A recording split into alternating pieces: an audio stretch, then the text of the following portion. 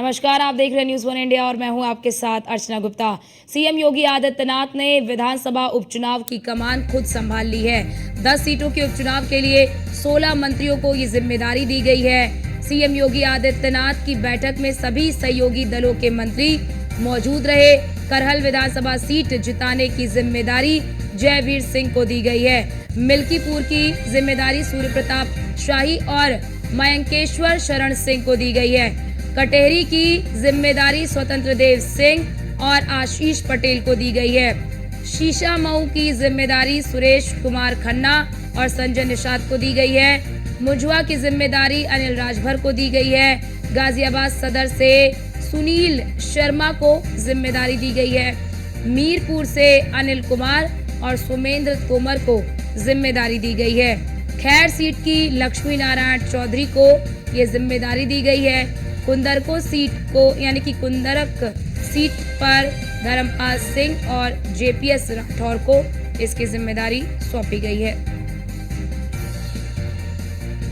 तो ये बड़ी खबर आपको बता दे कि जो उपचुनाव होने वाले हैं उन उपचुनावों को लेकर सीएम योगी आदित्यनाथ जो है वो तैयारियों की अपडेट भी ले रहे हैं और खुद कमान संभाल रखी है, जिसके लिए 16 मंत्रियों को जिम्मेदारी भी दे दी गई है।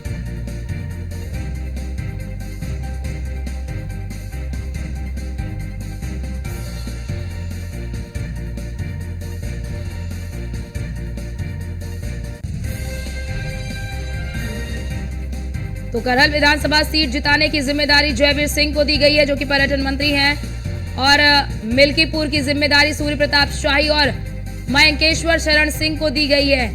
10 सीटों पर उपचुनाव होना है और इन 10 सीटों को जीतने के लिए पूरी रणनीति बीजेपी ने सेट कर रखी है और इसी के तहत जो है 16 मंत्रियों को ये जिम्मेदारी सौंपी गई है और वो अब इन सीटों को देखेंगे, यहाँ के समीकरण क्या है, यहाँ पर क्या मौजूदा स्थिति है और वो सभी रिपोर्ट सीएम योगी आदित्यनाथ को देंगे। तो ये बड़ी जानकारी, क्योंकि लोकसभा 2024 के परिणाम निराशाजनक उत्तर प्रदेश में बीजेपी के लिए रहे हैं और अब ऐसे में विधानसभा उपचुनाव जमीन की लड़ाई है, नाक की लड़ाई है एक तरफ। और हमारे साथ हमारे संवाददाता अश्विनी द्विवेदी फोन लाइन पर जुड़ चुके हैं। अश्विनी, उपचुनाव को लेकर बीजेपी की रणनीति भी सेट हो गई है, जरा ये बताइए कि किन आधारों पर इन 16 मंत्रियों को ये जिम्मेदारी दी गई है। अभी भी उत्तर प्रदेश में 10 सीटों पर उपचुनाव होना है। चुनाव को लेकर के आज जो है भारतीय जनता पार्टी सजग हो चुकी है, तैयारी में जुट चुकी है और इसी बार उपचुनाव जिताने की जिम्मेदारी पूरी जो मुख्यमंत्री योगी आदित्यनाथ है उन्होंने अपने कंधों पर ली है। निश्चित तौर पर इसको लेकर के बाकायदा तैयारी शुरू हो चुकी है। तैयारी इस तरह की गई है कि तमाम जो मंत्री हैं, जो वरिष्ठ मंत्री हैं, उनको अलग अलग जगह की अलग अलग सीट की जिम्मेदारी दी गई है और जिम्मेदारी के तहत वो वहां की सीट जिताएं, इससे भी कहीं ना कहीं दिशा निर्देश दिया गया। निश्चित तौर पर इस बार का चुनाव कहीं ना कहीं भारतीय जनता पार्टी के लिए साख का चुनाव है, क्योंकि भारतीय जनता पार्टी इस तरीके से परफॉर्मेंस रहा लोकसभा चुनाव में कहीं ना कहीं वो निराशाजनक रहा। 35 सीटें मात्र उत्तर प्रदेश में ला पाई। पिछले 2 चुनाव की बात करें 2014, 2019 दोनों में 60 सीटें उत्तर प्रदेश में भारतीय जनता पार्टी की आई। तो निश्चित तौर पर कहीं ना कहीं एक बड़ा धक्का भारतीय जनता पार्टी को लगा था। सवाल निशान खड़े होने शुरू हो गए थे, चाहे वो उत्तर प्रदेश का हो, चाहे संगठन हो, सभी पर खड़े हो रहे थे कि आखिर क्या वजह रही, कितना नुकसान उत्तर प्रदेश में हुआ। निश्चित तौर पर 10 सीटों को जीत कर कहीं ना कहीं एक बार फिर जो है नया आयाम भारतीय जनता पार्टी उत्तर प्रदेश में तय करना चाहती है। इसको लेकर के तमाम मंत्री हैं, उनको जिम्मेदारी दी गई है। आज इसमें सबसे महत्वपूर्ण सीट है करहल, जहां से अखिलेश यादव विधायक थे, वो सांसद हो चुके हैं कांग्रेस से, तो वो सीट खाली हुई है। मैनपुरी के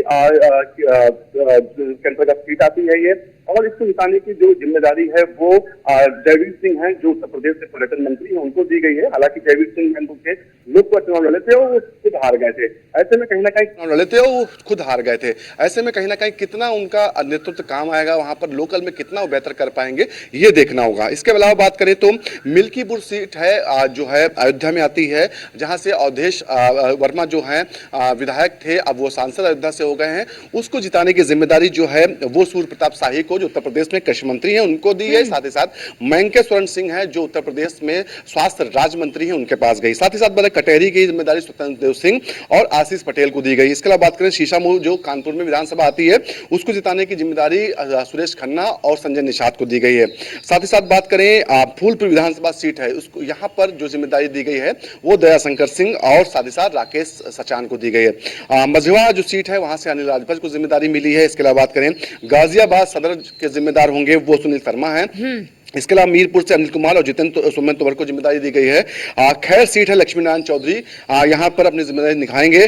कुंदरोलो की सीट है वह धर्मपाल सिंह, जेपीएस राठौर रहेंगे। तो निश्चित तौर पर कुल मिलाकर अश्वनी, बिल्कुल अश्वनी, बड़ा सवाल ये भी, जैसा आपने भी नाम बताया कि 16 मंत्रियों को ये जिम्मेदारी दी गई, इन सीटों की जिम्मेदारी दी गई है, तो कैसे ये अपनी जिम्मेदारी निभाएंगे? ऐसे कि क्या, क्योंकि जिस तरह से हम देख रहे हैं कि हार की समीक्षा की जा रही है, तो कहीं पर सांसदों और विधायकों में समन्वय नहीं रहा, कहीं पर कार्यकर्ताओं की अनदेखी की गई, कहीं पर प्रत्याशियों को लेकर एक नाराजगी रही।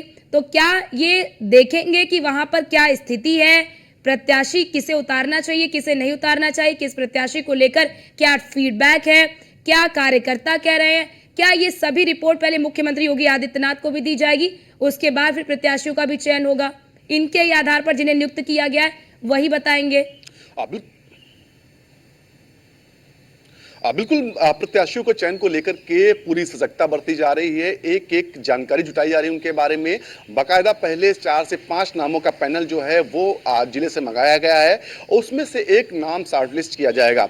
पूरी जो तैयारी होगी, संगठन जो उत्तर प्रदेश का वो पहले बाकायदा इसका संज्ञान लेगा, उसको देखेगा कि प्रत्याशी किस तरीके का। उसके बाद पूरी रिपोर्ट है मुख्यमंत्री को दी जाएगी। मुख्यमंत्री अंतिम जो है मोहर लगाएंगे, क्योंकि 10 सीटों का उपचुनाव होना है। 10 सीटें काफी महत्वपूर्ण होती हैं। ऐसे में कहीं ना कहीं जो ये बात की जाए कि समाजवादी पार्टी, उसको भी हल्के में नहीं लेना चाहिए। और इस बार का चुनाव जो होगा, उपचुनाव काफी दिलचस्प होने वाला है, क्योंकि बहुजन समाज पार्टी यानी बसपा भी इस बार चुनाव में उतर रही है। हालांकि अमूमन देखने को मिलता था, इससे पहले तमाम उपचुनाव हुए, बसपा ने कभी भी अपने प्रत्याशी नहीं उतारे थे, क्योंकि उत्तर प्रदेश में उनका एक विधायक है, 0 लोकसभा सांसद है। तो ऐसे में कहीं ना कहीं अपने अस्तित्व को बचाने के लिए बसपा इस चुनाव में आएगी। और निश्चित तौर पर चुनाव जो त्रिकोणीय होने जा रहा है, ऐसे में भारतीय जनता पार्टी कितना बेहतर कर पाएगी, ये देखना होगा। जी बिल्कुल अश्वनी, ये बहुत महत्वपूर्ण चुनाव है, उपचुनाव है, जिसमें एक तरफ जमीन बचाने रखने की, जमीन बनाए रखने की ये लड़ाई है। बहुत शुक्रिया आपका हमारे साथ जुड़ने के लिए और तमाम जानकारी साझा करने के लिए।